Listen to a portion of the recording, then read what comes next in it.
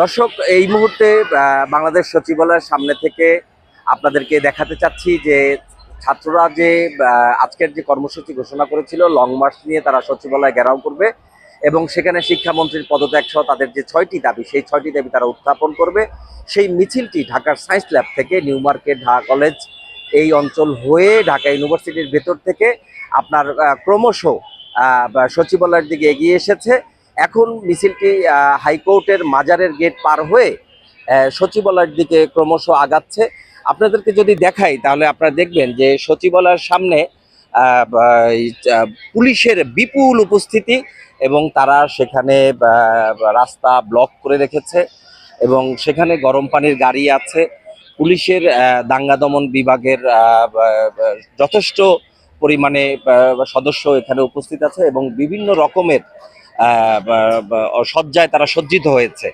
এখানে পুলিশের গরম পানির গাড়িটি আপনাদেরকে যদি দেখাতে চাই তাহলে আপনারা হয়তো দেখবেন, একটু দূরে হলুদ রঙের যে গাড়িটা আপনারা দেখতে পাচ্ছেন সেটি রায়ট কন্ট্রোলের জন্য ব্যবহৃত হয় এবং এই অঞ্চলের যিনি নিরাপত্তার দায়িত্বে আছেন পুলিশের সর্বোচ্চ কর্মকর্তা, তারা এই মুহূর্তে এখানে উপস্থিত আছেন এবং পুলিশের মারমার কাটকাট উপস্থিতি এবং তারা যে কোনো মূল্যে যে কোনো ধরনের বা অস্বস্তিকর ঘটনাকে শান্তিপূর্ণভাবে সমাধানের জন্য চেষ্টা করবেন।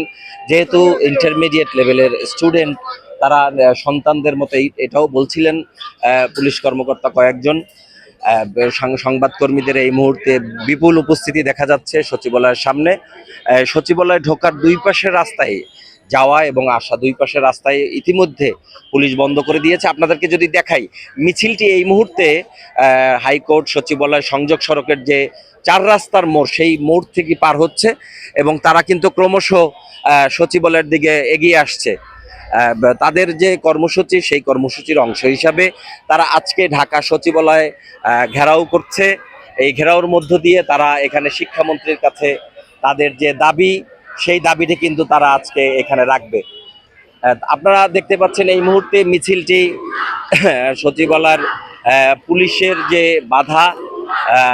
বাধার যে ব্যারিকেড, সেই ব্যারিকেডের সামনে কিন্তু তারা এই মুহূর্তে ভুয়া স্লোগানটি বারবার উচ্চারণ করে তারা কিন্তু উপস্থিত হয়েছে এবং বিপুল সংখ্যক ছাত্রছাত্রী এই মিছিলে আছে সংবাদ গণমাধ্যম কর্মী সহ অন্যরা। তারা চেষ্টা করছে তাদের সর্বশেষ পরিস্থিতি, তাদের বক্তব্যটা জানার, বোঝার এবং এই আজকের আন্দোলন কর্মসূচির মধ্য দিয়ে তারা আসলে তাদের দাবি কতটুকু পূর্ণ করতে পারবে সেটাও একটি গুরুত্বপূর্ণ বিষয়।